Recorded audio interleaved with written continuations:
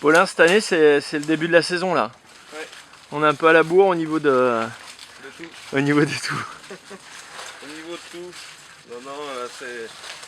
Commence à être à jour dans les plannings, dans les cultures, dans les labours, dans tout ça, mais c'est pas évident. D'accord. Et en fait là, donc là, les premiers légumes que l'on a, c'est les blettes, les navets, un peu de radis. Ouais, ça, tout ce qui est blettes, ça a été planté à l'automne pour les avoir là cette saison-là. Et après tout ce qui est radis,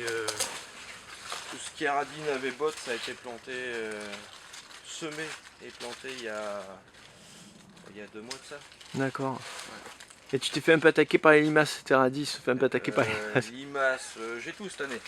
J'ai limaces, pucerons et pas mal de rongeurs aussi, tout ce qui est mulot, tout ça, qui ont attaqué des choux, des salades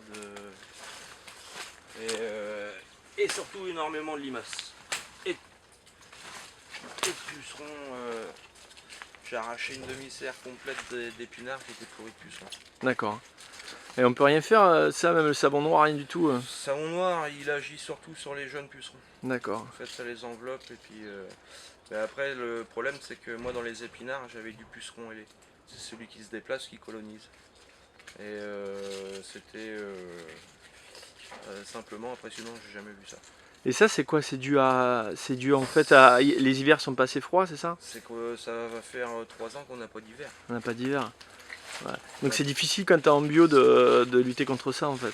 Bah, c'est surtout que ça arrive d'un coup parce que il y a 1 mois et demi, ils ont été désherbés.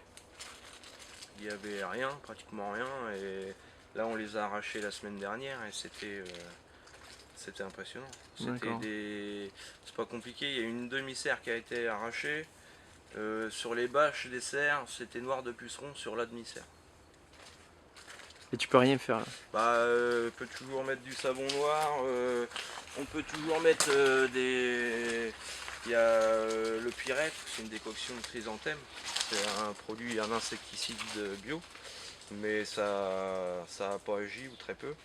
Après, on peut toujours mettre, c'est du vinaigre blanc, tout ça, mais ça brûle la plante. Et là, ce que j'ai fait, c'est que avant de broyer les choux qui me restaient en plein champ, il y avait énormément de coccinelles. Donc j'ai dû lâcher 200-300 coccinelles dans la serre.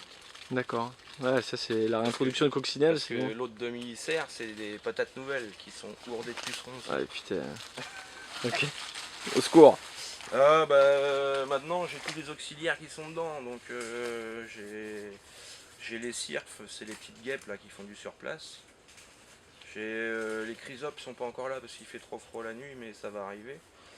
Après j'ai les coccinelles et j'ai de la Fidus, c'est une petite mouche qui vient pondre dans le puceron. D'accord. Elle vient pondre dans le puceron, elle le parasite et du coup la larve sort du puceron et puis basta. mange les autres. D'accord. Ouais. Et donc toi, en fait, tu fais un peu de céréales, de maraîchage, oui. et de légumes fruitiers. Pas de légumes fruitiers, n'importe quoi. De fruits qui ont été plantés il y a 2 ans, les arbres fruitiers, donc qui vont se mettre à produire dans 3 ans. D'accord, ok. Après les petits fruits, j'en ai planté aussi, mais le problème des petits fruits, c'est que la récolte arrive toujours au moment où il y a tout le reste. D'accord. C'est pas évident. Ouais, tu veux dire c'est super long à récupérer. Hein. Bah, d'une, la cueillette est longue, et deux, il y a tous les légumes à récolter aussi, donc c'est chaud. C'est pas évident. Et comme les jours de vente jours de vente c'est le mardi et le vendredi, les récoltes se font le lundi et le jeudi, donc c'est toujours la veille pour le lendemain, donc c'est vrai que c'est pas évident. Et les petits fruits ça se garde pas forcément très bien, surtout la fraise. Tu fais quoi comme fraise? La fraise c'est de la Mara des Bois. D'accord. Qui est une très bonne fraise, mais qui est à consommer 2 jours après récolte, parce que sinon...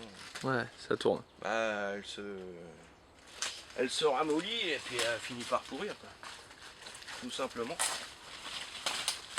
Bon, je te laisse terminer ta cueillette. Merci Paulin. Mais de rien. A plus.